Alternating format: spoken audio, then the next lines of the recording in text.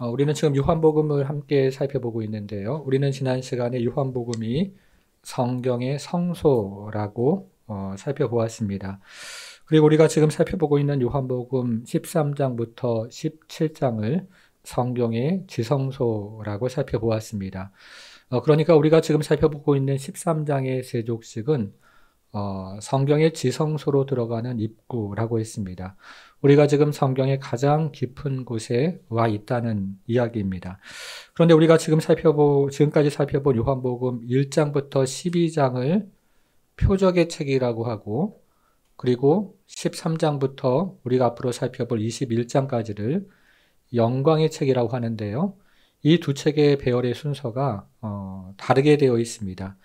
이 표적의 책은 배열의 순서가요. 먼저 표적이 등장하고 그런 다음에 그것을 설명하는 내용이 나옵니다. 예를 들면 우리가 요한복음 6장을 읽어보면 오병이어 기적의 표적이 나오고 그 다음에 그 표적이 바로 생명의 떡이신 예수님을 가리키는 것이다 라는 설명이 나오죠.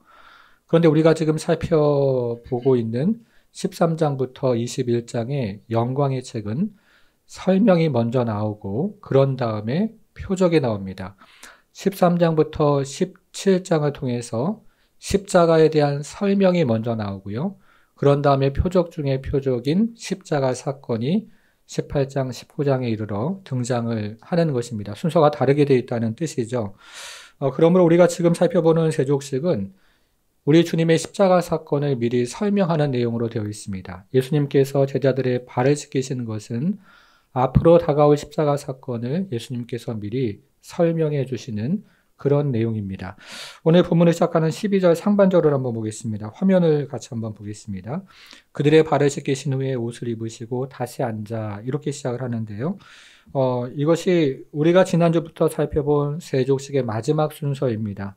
예수님이 제자들의 발을 다 씻기신 후에 다시 겉옷을 입으시고 제자리로 돌아오셔서 지금 자리에 앉으시는 모습으로 세족식은 마무리가 되어집니다. 여러분, 우리가 지금까지 살펴본 세족식의 순서를 기억을 하시겠습니까? 먼저 예수님은 겉옷을 벗으시고 수건을 가져다가 허리에 두르셨는데 이것은 예수님이 하늘의 영광을 다 버리고 이 땅에 오신 성육신의 그림이었습니다. 그리고 예수님은 대야에 물을 붓고 제자들의 발을 하나씩 씻기시는데요. 이것은 십자가에서 물과 피를 쏟아내시면서 제자들을 씻어주시는 그림이었죠. 그리고 마지막으로 오늘 우리가 읽은 12절에 보니까 예수님께서 제자들의 발을 다 씻으신 후에 다시 겉옷을 입으시고 원래 자리로 돌아오셔서 앉으셨다고 되어 있는데요. 이것은 예수님의 구속사역을 완성하시고 다시 하늘의 영광의 보좌에 앉으시는 모습을 우리에게 보여주는 그림입니다. 그러니까 세족식은 십자가 사건과 그리고 예수님의 그 다음에 성육신과 십자가와 그리고 승천을 하나의 그림처럼 보여주는 예고편이라고 할 수 있는 것입니다. 여러분, 그런데 우리가 지금 살펴보는 세족식에는 또 다른 의미가 있습니다. 예수님이 제자들의 발을 씻기신 후에 다시 겉옷을 입으시고 원래 자리로 돌아오셔서 앉으셨다라고 되어 있는데요. 이 앉으셨다는 말은 가르치는 자세를 지금 취하신 것입니다. 우리가 복음서를 읽어보면 종종 예수님께서 자리에 앉으시는 모습을 보게 되는데요. 예수님은 자리에 앉으실 때마다 그때 당신의 지혜로 제자들을 가르쳤던 적이 있기 때문에 여기서 제자들 앞에서 앉으셨다는 것은 이제 또 다른 가르침을 세족식의 의미를 예수님께서 알려주시고자 하는 그런 모습을 우리에게 들려주고 있는 것입니다. 여러분, 예수님이 이렇게 공생애를 사시면서 제자들은 종종 예수님을 어떤 호칭으로 불렀는데요. 그 호칭이 어떻게 불렀는지 13절을 한번 보겠습니다. 13절 같이 한번 읽어볼게요. 13절 시작. 너희가 나를 선생이라 또는 주라 하니 너희 말이 옳도다. 내가 그러하다. 제자들은 예수님을 평소에 뭐라고 불렀습니까? 선생님이라고 먼저 불렀죠. 예수님은 선생님이십니다. 그런데 이것을 원문으로 읽어보면 선생님이라는 말 앞에 수식어나 관사가 없습니다. 이것은 제자들이 예수님을 단지 이스라엘의 랍비라고 여겼던 것이 아니라 그 이상의 존재로 여겼다는 의미입니다. 예수님만이 만물의 근원과 그리고 목적지를 아는 그런 선생님이라는 거죠. 예수님만이 인생의 시작과 방향과 종착지를 아는 유일한 선생님이라는 것입니다. 이제 예수님의 공생가 마무리가 되는 시점에 제자들은 예수님만이 하나님의 모든 것과 사람의 모든 것을 아시는 유일한 선생님이라는 사실을 조금씩 깨닫기를 시작합니다. 제자들이 예수님을 부른 또 다른 호칭이 있었는데요. 그 호칭은 뭐라고 이야기합니까? 주라고 이야기하죠. 우리가 요한복음을 읽어보면 예수님의 정체를 제대로 이해하지 못하거나 깨닫지 못했던 사람들이 예수님을 주라고 종종 부르는 경우를 마주하게 되는데요. 이때 사람들은 예수님을 주라고 불렀을 때 이것은 단지 존경의 의미를 담아서 주라고 불렀던 것입니다. 그러나 예수님의 공생의 마지막이 되었을 때 제자들이 예수님을 주라고 불렀던 것은 단지 존경의 의미를 담아서 주라고 부르는 것이 아니라 그 이상의 의미로, 그 이상의 존재가 바로 주님이십니다 라는 의미로 그렇게 예수님을 주라고 불렀던 것입니다. 이런 의미로 제자들은 예수님을 선생이여 주라고 불렀고 예수님은 그것을 긍정하십니다. 제자들이 예수님을 선생이여 주라고 불렀을 때 예수님이 뭐라고 말씀하십니까? 내가 그러하다 이렇게 말씀하시면서 그 사실을 긍정하고 계십니다. 여러분, 그러면 이처럼 지극히 높으신 분, 선생이여 주라는 말이 그런 의미인데요. 이렇게 지극히 높으신 분이 지극히 낮은 제자들의 발을 씻겨준 이유가 무엇일까요? 이 질문이 오늘 본문을 이해하는 가장 중요한 질문인데요. 우리가 이 질문을 생각하면서 14절, 15절을 같이 좀 읽어보겠습니다. 14절, 15절 같이 읽겠습니다. 시작. 내가 주와 선생이 되어 너희 발을 씻었으니 너희도 서로 발을 씻어주는 것이 옳으니라. 내가 너희에게 행할 것 같이 너희도 행하게 하려 하여 본을 보였노라. 자, 예수님이 제자들의 발을 씻기신 것은 본을 보여주기 위해서다 이렇게 말씀하시죠. 예수님이 제자들의 발을 씻기시는 것은 앞으로 인생을 어떻게 살아가야 하는지 그리고 인생의 방향과 목적이 무엇인지를 제시하는 본이었다는 겁니다. 예수님께서 제자들의 발을 씻겨주신 것처럼 제자들도 서로 발을 씻겨주는 그 본을 예수님은 보여주시는 것입니다. 여러분, 본이 무엇입니까? 본. 우리가 본이라는 말 자주 사용하는데요. 본이 뭡니까? 모델이죠. 본에 해당하는 헬라말을 제가 찾아보니까요. 휘포데이그마라고 합니다. 여기서 성전의 모형인 성막을 가리키는 파라그마 데이라는 말이 나왔습니다. 모세 시대 때 성막을 파라그마 데이라고 하는데요.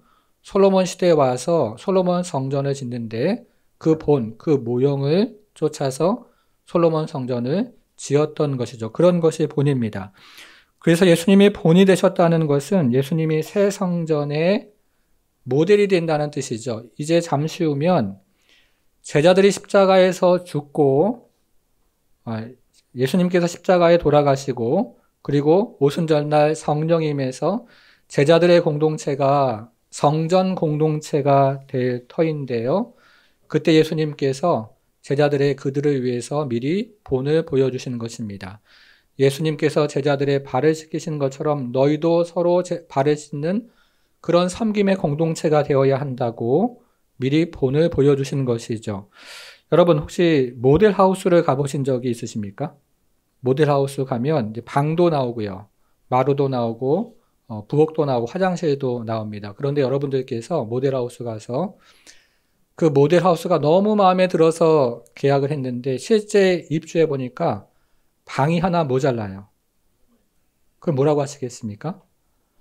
실제 입주해 보니까 화장실이 하나 모자랍니다. 그러면 우리는 뭐라고 할까요? 우리는 벽지만 하나 달라도 이게 사기다 이렇게 얘기를 하지 않겠습니까?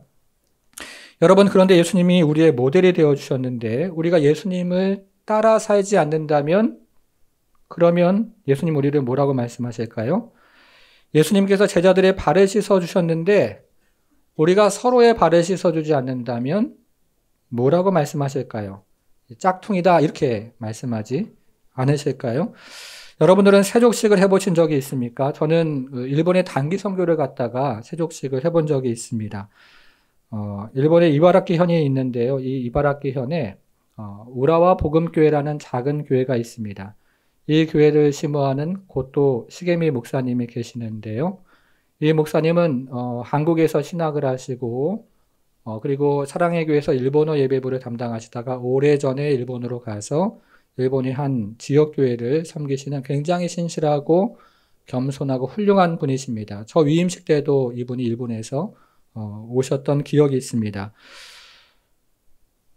이 팀을 데리고서 이제 그 교회를 방문해서 이제 그곳에서 사역하시는 이 목사님, 사모님, 그리고 그 교회 리더들의 발을 씻기는 세족식을 했는데요. 정말 그 세족식이 너무 은혜로웠어요. 성령께서 우리 가운데 정말 임재하시는 것을 거기 있는 모든 사람들이 경험을 했습니다. 우리 모두에게 하나님께서 일본 교회를 얼마나 사랑하시는지, 그리고 일본 교회를 겸손히 섬기는 이 목회자들이 얼마나 귀한지를 우리에게 강하게 그렇게 알려주셨는데요. 얼마나 귀하게 알려주셨냐면 세족식을 하는 동안 온통 눈물바다가 되었습니다. 그날 우리는 겸손하게 섬기는 일본 목회자들을 통해서 정말 겸손하게 섬기는 것이 바로 교회의 소명이요, 성도의 소명이라는 것을 새삼 깨닫게 되었습니다. 사랑하는 여러분, 예수님께서 제자들의 발을 씻기신 것은 분명히 십자가에서 물과 피를 쏟아서 제자들을 씻어주는 예고입니다. 이것은 우리의 죄를 씻어주시고 용서해 주시는 우리 주님의 은혜로 성도는 살아간다는 것을 보여주는 그림이었습니다. 그런데 예수님께서 말씀하시기를 내가 이렇게 하는 것은 너희가 이렇게 하기 위해서라고 말씀을 하십니다. 그래서 우리는 자신의 몸을 낮추어서 서로 섬겨야 하는 것이고요. 자신의 마음을 낮추어서 서로 용서를 해야 하는 것입니다. 성도 여러분, 주님과 우리의 관계가 어떻게 시작이 되고 유지가 되고 있습니까? 주님께서 먼저 우리를 섬겨주시고 용서해 주시기 때문에 그 관계가 시작이 되었고 지금도 그 풍성한 은혜로 우리는 그 관계가 유지가 되고 있는 것이죠. 성도들의 관계도 마찬가지입니다. 먼저 섬기는 그 모습을 통해서 그리고 먼저 용서하는 그 자세를 통해서 성도의 관계는 시작이 되고 또 풍성하게 유지가 되는 것입니다. 여러분, 그런데요, 곰곰이 생각해 보면 저와 여러분들이 잘 아는 것처럼 다른 사람들을 먼저 섬기는 것, 그리고 서로 용서하는 것, 절대로 쉽지가 않습니다. 남들이 모두 밥을 먹고 있는데 자리에서 일어나서 다른 사람을 섬기는 것 쉽지가 않죠. 누가 나서서 화장실 청소를 먼저 하는 것 어렵습니다. 누가 나서서 부엌에서 일하는 것 절대로 쉬운 일이 아닙니다. 더군다나 뉘우칠 줄 모르는 유다와 같은 사람들을 계속 용서하고 받아내는 것 절대로 쉬운 일이 아니겠죠. 이런 일들은 우리의 교만한 본성으로 할 수 있는 일들이 아닙니다. 자신이 해야 될 일조차 다른 사람에게 미루는 것이 우리의 본성이고 자신을 돌아보기 이전에 다른 사람의 탓을 하는 것이 우리의 본성입니다. 제가 그렇다는 거죠. 인사 먼저 하지 않고 받으려고 하는 것이 우리의 본성입니다. 여러분, 저는 지난 주간에 이 말씀을 준비를 하면서 이 말씀이 정말 너무 어려웠어요. 오늘 본문이 이해가 되지 않아서 어려웠던 것이 아니라 이것을 삶으로 실천하는 것이 참 어려운 말씀이다 하는 생각을 하게 되었습니다. 2주일 동안 이 말씀을 준비하면서 썼다가 지웠다가 수정했다 이렇게 반복을 하는데요. 토요일 오전까지 썼다가 지웠다가 수정했다를 반복을 했습니다. 저는 보통 금요일까지 설교 준비하고 그리고 이제 토요일 날에는 수정을 계속 하는데요. 지난주에는 계속 주일 토요일 오전까지 계속 그렇게 하면서 제 마음을 들여다보기를 제가 잘못하는 것을 성도에게 설교하는 것이 마치 강요하는 것이 아닌가 하는 그런 생각이 들어서 마음이 무거웠던 모양입니다. 여러분, 그런데 우리 예수님께서 이 말씀을 우리에게 하시는 것은 우리에게 무거운 마음을 지워주기 위해서 하시는 것이 절대로 아닙니다. 오히려 우리에게 복을 주시기 위해서 우리 주님 이 말씀 우리에게 들려주십니다. 자, 16절, 17절을 보겠습니다. 16절 같이 한번 읽어볼게요. 16절 시작. 내가 진실로 너희에게 이르노니 종이 주인보다 크지 못하고 보냄을 받은 자가 보낸 자보다 크지 못하나니. 자, 17절 제가 한번 읽어볼게요. 너희가 이것을 알고 행하면 뭐가 있다고요? 복이 있으리라. 복이 있으리라. 여러분, 예수님은 왜 종과 주인을 지금 비교하고 계십니까? 왜 보냄받은 자와 보낸 자를 비교하고 계실까요? 주인이신 예수님이 이렇게 겸손히 섬겼다면 종인 우리가 어떻게 해야 되는지를 알려주시는 거죠. 보낸 자가 예수님이 이렇게 낮은 자세로 우리를 섬겼다면 보냄받은 우리가 어떻게 행해야 되는지를 알려주시는 것입니다. 당연히 주인이신 예수님을 본받아야 합니다. 당연히 보낸 자이신 우리 주님을 배워야 합니다. 여러분, 그런데 이렇게 주인이신 예수님을 본받는 자에게 자, 우리 주님 무엇을 약속하셨다고요? 복을 약속하셨죠. 17절 우리가 읽은 것처럼 너희가 이것을 알고 행하면 뭐가 있다고요? 복이 있으리라 이렇게 말씀하십니다. 여기서 예수님께서 약속하신 복이 무엇일까요? 참 궁금한데요. 여기서 예수님께서 약속하신 복은 우리가 마태복음을 읽어보면 산상순의 팔복이 나오는데요. 거기에 나오는 팔복과 동일한 복을 지금 약속을 하고 계십니다. 여기에 나오는 복이라는 헬라 말과 팔복에서 나오는 첫 번째 복, 심령이 가난한 자는 복이 있다 이렇게 말씀하실 때 사용하는 복이라는 말이 같은 말로 되어 있습니다. 이 말이 마카리오스라는 말인데요. 이 단어가 지중해에 있는 한 섬, 키프로스라는 섬이 있는데요. 그 섬의 이름에서 유래된 단어입니다. 여러분, 왜 사람들은 지중해에 있는 그 키프리스 섬을 복된 섬이다 이렇게 명했을까요?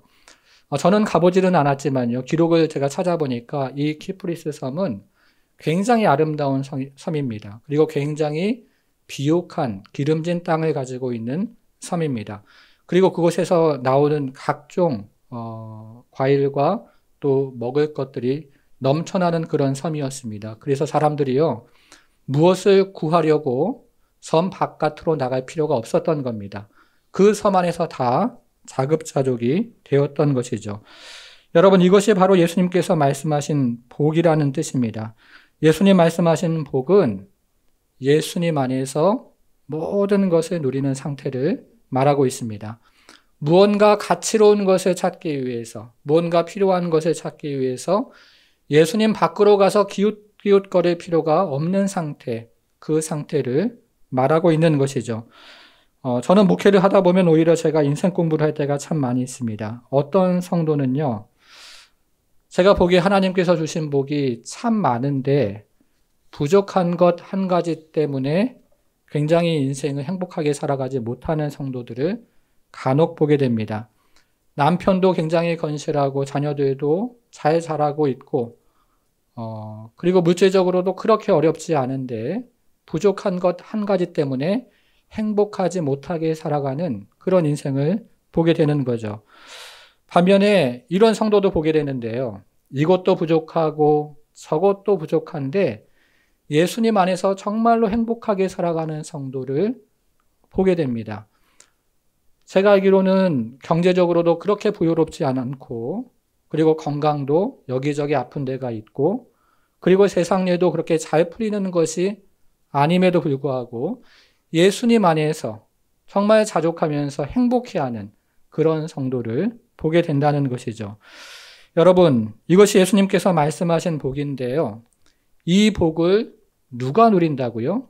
이 복을 겸손히 섬기는 자가 누린다고 예수님 말씀하고 계시는 거죠. 다른 사람의 발을 먼저 씻어주는 그 마음과 실천을 가지고 있는 사람이 정말 예수님을 닮아가는 그 과정에서 이런 복을 누린다는 것입니다. 우리가 지금 요한복음을 살펴보고 있는데요. 우리가 살펴보는 요한복음을 찬찬히 읽어보면 요한복음에서 예수님께서 복을 약속하신 곳이 딱 두 군데가 나옵니다. 몇 군데라고요? 네, 두 군데가 나오는데요. 여러분, 예수님께서 약속하신 복이 제일 먼저 나오는 것이 어디인지 혹시 기억이 나십니까? 그게 바로 오늘 본문에서 나옵니다. 예수님은 공생의 기간 동안에 복에 대해서 한 번도 약속을 해주신 적이 없는데요. 오늘 본문에 이르러서 겸손히 섬기는 자가 복되도다 처음으로 복에 대한 약속을 요한복음에서 우리에게 들려주고 계십니다. 여러분, 그러면 제가 요한복음에 복이 2번 나온다고 말씀을 드렸는데요.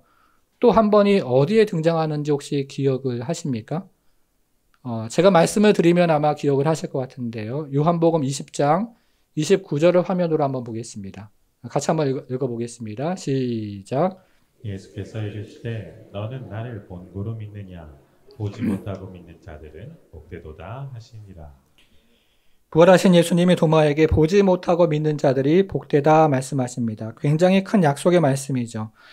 그러니까 요한복음에서 복에 대한 예수님의 약속이 전체에서 딱 2번 나오는데, 한 번은 오늘 본문에서 겸손히 섬기는 자가 복되다 이렇게 말씀하셨고, 또 한 번은 도마에게 보지 못하고 믿는 자가 복되도다 이렇게 말씀을 하셨던 것입니다. 여러분, 그러면 왜 이 2 종류의 사람이 복된 것일까요? 보지 못하고 믿는 자들이 복된 이유는 분명하죠. 그 안에 영생이 있기 때문에 그렇습니다. 예수님을 2 눈으로 직접 보고 예수를 믿었던 제자들도 영생이 있어 복되지만, 예수님을 보지 못하고 믿는 여러분들도 영생이 있기 때문에 복된 것을 믿으시기를 바랍니다. 당시 많은 유대인들이 예수님을 2 눈으로 보고 표적도 보면서도 믿지 못했지만, 예수님을 보지 못하고도 믿는 것이, 그래서 그 안에 영생이 있기 때문에 이것이 얼마나 복된 일이겠습니까?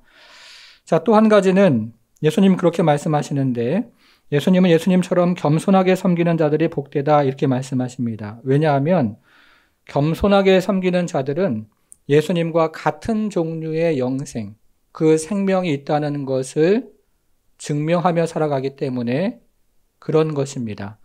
우리가 예수님의 생명이 우리 안에 있는 것을 어떻게 증명할 수 있냐면, 예수님과 같은 행동을 하고 생각을 하고 닮아가면서 증명을 하는 것인데, 겸손히 섬기는 자에게 바로 예수님의 생명이 있다는 것을 증명하기 때문에 예수님은 복되도다 이렇게 말씀을 하셨던 것입니다. 여러분, 우리가 이 세상을 살아가는, 그러면서 누리는 생명이 어떤 생명입니까?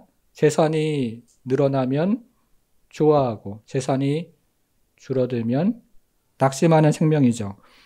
건강에 이상이 있으면 좋아하고 건강에 문제가 생기면 실망하는 생명입니다. 자녀가 좋은 학교에 진학하면 감사하지만 생각대로 되지 않으면 불평하는 생명이 우리 안에는 있습니다. 그러나 그리스도 안에 있는 생명은 그렇지가 않죠. 예수 안에서 기뻐하는 생명, 예수 안에서 즐거워하는 생명, 예수 안에서 자족하는 생명, 그 생명이 우리 가운데 있다는 것입니다. 여러분, 그런데 이것을 누가 누린다고요? 예수님처럼 겸손하게 섬기는 사람, 그리고 다른 사람의 발을 씻어주는 사람, 이 사람들이 이 생명을 누리는 것입니다. 사랑하는 여러분, 한번 생각을 한번 해보십시오. 누가 자존심 다 내려놓고 다른 사람 겸손히 섬길 수가 있겠습니까? 누가 내 체면 다 내려놓고 다른 사람의 발을 씻어줄 수가 있겠습니까? 그 사람은 예수님을 선생이요 주로 고백하고 인정하고 그렇게 알아가는 사람입니다. 그렇지 않으면 그런 일들은 절대로 할 수가 없습니다. 그런데요, 참으로 불행한 것은 이 예수님의 복을 누리지 못하는 사람들이 있다는 사실입니다. 자, 17절, 18절 상반절을 한번 보겠습니다. 17절 같이 한번 읽어볼게요. 시작. 너희가 이것을 알고 행하면 복이 있으리라. 자, 18절 제가 한번 읽어볼게요. 지금 내가 너희 모두를 가리켜 말하는 것이 아니니라. 나는 내가 택한 자들이 누구인지 알미라. 자, 예수님께서 택한 자 중에 제외된 제자가 누구입니까? 유다죠. 유다가 이 복을 누리지 못합니다. 이 복에서 제외가 됩니다. 여러분, 왜 그럴까요? 자, 그 다음 하반절 계속 한번 보겠습니다. 18절 하반절. 그러나 내 떡을 먹는 자가 내 발꿈치를 들었다 한 성경을 응하게 하려는 것이니라.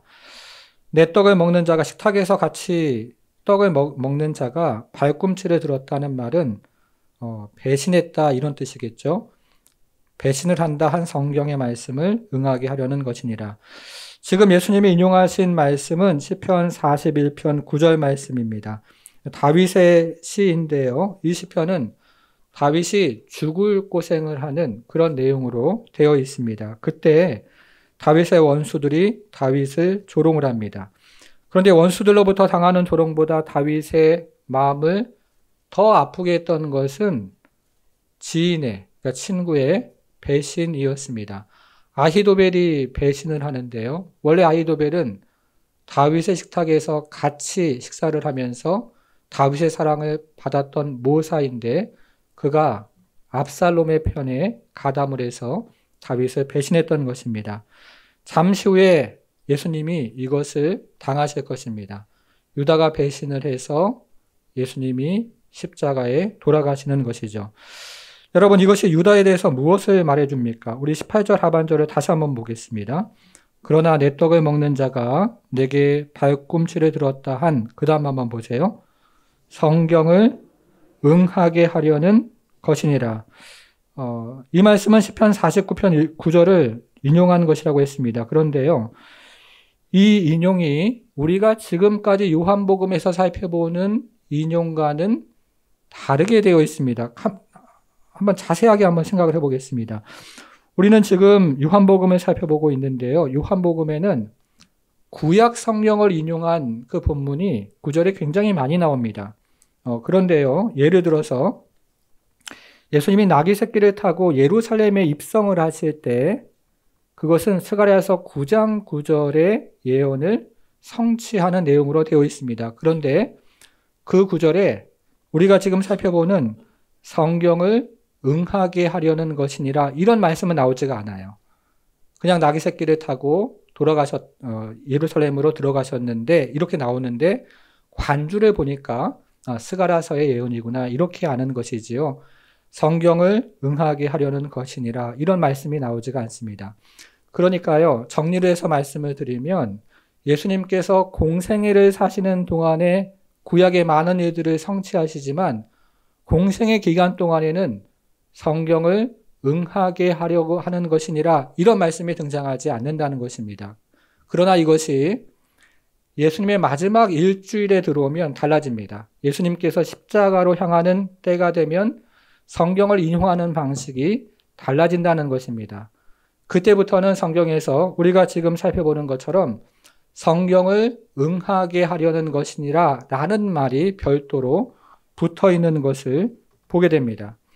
예수님이 공생애를 사시는 동안 구약 성경이 성취될 때는 성경을 응하게 하려는 것이니라 라는 말씀이 없는데 예수님의 마지막 일주일 동안의 구약 성경이 성취될 때는 성경을 응하게 하려는 것이라는 말씀이 붙는다는 것이죠. 여러분 이해하셨습니까?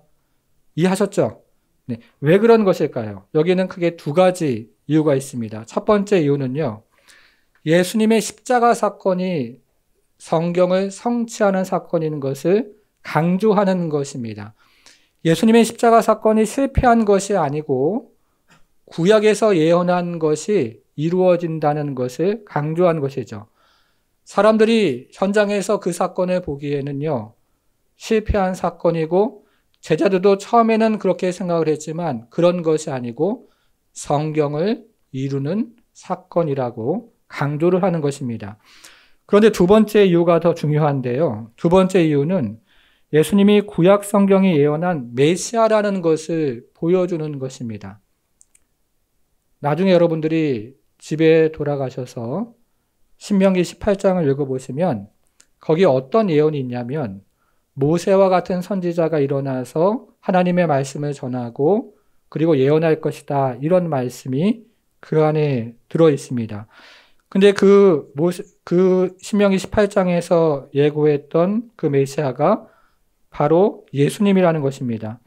예수님이 지금 구약 성경을 인용해서 자신의 제자 유다가 배반할 것이라는 것을 예고하시고 그것이 성취되는 사건, 그리고 그 이후에 등장하는 수많은 예수님의 예고와 성취를 통해서 예수님이 바로 신명기에서 예고했던 그 선지자라는 사실을 성경이 강조하고 있는 것입니다. 여러분, 그러나 유다는 예수님을 그런 메시아로 믿지 않았습니다. 선생으로 믿지 않았던 거죠. 그리고 주로 받지 않았던 것입니다. 그래서 그는 예수님의 말씀을 받아들일 수가 없습니다. 겸손하게 사람을 섬길 수가 없고 다른 사람의 발을 씻을 수가 없었던 것이죠. 자기 체면을 내려놓을 수가 없었던 것이고 자기의 자존심을 바닥에 내려놓을 수가 없었던 것입니다. 왜냐하면 그는 예수를 메시아로 믿지 않았기 때문에 그런 것입니다. 여러분, 반면에요. 오늘 본문을 읽어보면 복을 받은 사람이 나옵니다. 자, 이제 오늘 본문의 마지막 구절 20절을 한번 보겠습니다. 같이 한번 읽어보겠습니다. 20절 시작. 내가 진실로 너에게 이르노니 내가 보낸 자를 영접하는 자는 나를 영접하는 것이요 나를 영접하는 자는 나를 보내신 이를 영접하는 것이다. 우리가 오늘 본문을 잘 읽어보면 오늘 본문은 샌드위치 구조로 되어 있습니다. 16절을 한번 보겠습니다. 16절. 어떤 말로 시작을 합니까? 내가 진실로 너희에게 이르노니. 진실로라는 헬라 말이 뭔지 기억하십니까? 아멘이죠. 아멘. 아멘을 진실로라고 번역을 한 것입니다. 그러니까 진실로 이렇게 시작하는 것은 아멘, 아멘 이렇게 시작을 하는 것입니다. 이중아멘으로 시작을 하는 것이죠. 그 말씀이 대단히 중요할 때 그렇게 예수님은 시작을 하십니다. 자, 이번에는 20절을 보겠습니다. 20절 다시 한번 보겠습니다. 어떤 말로 시작을 합니까? 내가 진실로 너에게 이르노니.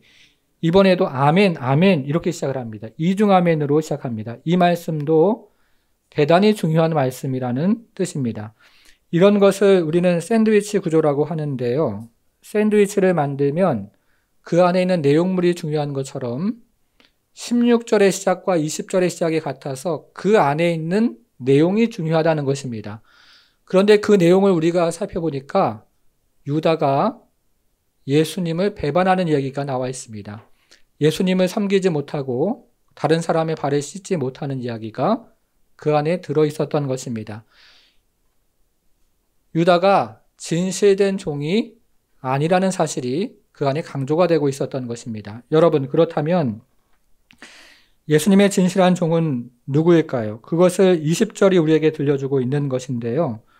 예수님이 하나님의 충성스러운 대리자였던 것처럼 예수님의 충성스러운 대리자가 바로 예수님의 진실한 종이다. 이렇게 예수님 결론을 내려주고 계십니다. 목사가 충성된 종이 아니고요. 장로가 충성된 종이 아니고 권사가 충성된 종이 아닙니다. 그 타이틀은 오히려 그 사람을 망칠 수도 있고 교회 공동체를 어렵게 할 수도 있습니다. 충성된 종은, 진실된 종은 예수님이 하나님의 충성스러운 대리자로서 제자들의 발을 씻겼던 것처럼 예수님의 충성스러운 대리자가 되어서 서로 발을 씻기는 그 사람이 바로 진실된 주님의 종이라는 것이죠. 섬김을 받으려고 하는 사람이 아니라 섬기는 사람입니다. 자기 고집을 관철시키는 사람이 아니라 다른 사람을 수용하는 사람입니다. 그 사람을 진실된 종이다. 이렇게 우리 주님 말씀하십니다. 사랑하는 여러분, 주님께서는 자신을 낮추어 우리의 발을 씻겨주십니다. 그리고 말씀하시기를 내가 이렇게 하는 것은 너희로 그렇게 하기 위해서라고 말씀하십니다. 그러므로 우리도 예수님처럼 정말로 자신의 몸을 낮추어 다른 사람을 섬겨야 합니다. 그리고 마음을 낮추어서 다른 사람을 용서해야 합니다. 우리 마음 가운데 여전히 있는 쓴뿌리가 있다면 그것을 이 시간 다 주 앞에 내어 던지고 우리 주님의 은혜로 서로 사랑하고 그리고 섬기는 그런 공동체가 되기를 우리 주님 바라십니다. 이 시간에 우리가 말씀을 들었는데요. 이 말씀처럼 우리가 버둥거리면서 몸부림치면서 정말 주님 사랑하는 종이 되고 섬기는 종이 되고 용서하는 종이 되어서 주님을 닮아가는 그런 남은 인생 살게 해달라고 함께 소원하고 기도하고 주 앞에 나아가는 그런 모든 성도 되기를 주님의 이름으로 축원합니다. 사랑하는 여러분, 저는 오늘 본문을 한 주간 읽으면서 그 다락방에서 있었던 사람들의 생각과 또 표정을 생각해 보았습니다. 예수님께서 너희도 나처럼 서로의 발을 씻어 주어야 한다고 말씀하셨을 때 아마도 제자들의 표정은 어두웠을 것이다 생각이 들었습니다. 오늘날에도 세상적인 복을 받는다 하면 좋아하지만 서로의 발을 먼저 씻어 주어야 한다는 그 복을 말하면 세상도 교회도 좋아하지 않는 시대를 우리는 살아갑니다. 사랑하는 여러분, 그러나 우리가 예수님을 주와 선생으로 믿는다면 한 사람의 인간이 아니라 세계를 창조하시고 우리를 지으신 주와 선생으로 믿는다면 우리는 예수님을 보면서 그분을 바라보면서 겸손히 섬기고 서로 용서해야 하는 것입니다. 주님이 단지 한 분의 인간이라고 생각한다면 그럴 필요가 없겠지만요. 그러나 주님께서 나를 지으시고 나의 구원자이시고 나의 주인이라고 믿는다면 서로의 발을 씻기고 섬기고 용서해야 하는 것이죠. 우리가 함께 이 말씀대로 이 시간 기도하기를 원하고 더불어서 부흥회를 통해서 우리에게 그런 은혜, 그런 은총, 예수님을 닮아가는 그런 은혜, 그런 은총 베풀어 달라고 함께 기도하기를 원합니다. 하나님 아버지, 세월이 흘러가면서 오히려 무감각해지고 무뎌지는 우리의 영성과 또 영혼을 하나님 긍휼히 여겨주시고 하나님 불쌍히 여겨주셔서 하나님 아버지 성령께서 말씀하시는 것을 무시하지 않고 우리가 귀한 귀로 듣고 마음으로 담고 행동으로 실천해서 하나님 아버지, 하나님 보실 때 참 너에게 복이 있다, 너가 참 복되다, 너가 참 종이다 라는 그런 하나님 아버지 말씀을 들으며 나아가는 모든 성도들 될 수 있도록 우리 하나님 함께해 주옵소서. 하나님 아버지, 우리는 여러 가지 이유로 우리가 옳다고 생각하며 다른 사람에게 먼저 손을 내밀지 못하고 또 용서하지 못하는 마음, 하나님 아버지 우리에게 있는 것을 용서해 주시고 하나님 아버지 다시 한번 주님께서 주시는 말씀을 쫓아 먼저 손을 내밀며 용서하며 받아내며 섬기며 하나님 아버지, 그래서 참으로 사람들은 모르지만 주님께서 알아주시는 복을 누리며 살아가는 인생 될 수 있도록 우리 하나님 함께해 주옵소서. 이제는 우리 주 예수 그리스도의 은혜와 하나님의 크신 사랑과 성령의 감화 감동 충만케 하심이 예수님의 본을 따라 서로 사랑하며 섬기며 발을 씻어주는 공동체가 되길 소망하고 또 그렇게 삶으로 표현하기 원하는 모든 성도들 머리 위에 이제부터 영원토록 함께 하실지어다. 아멘.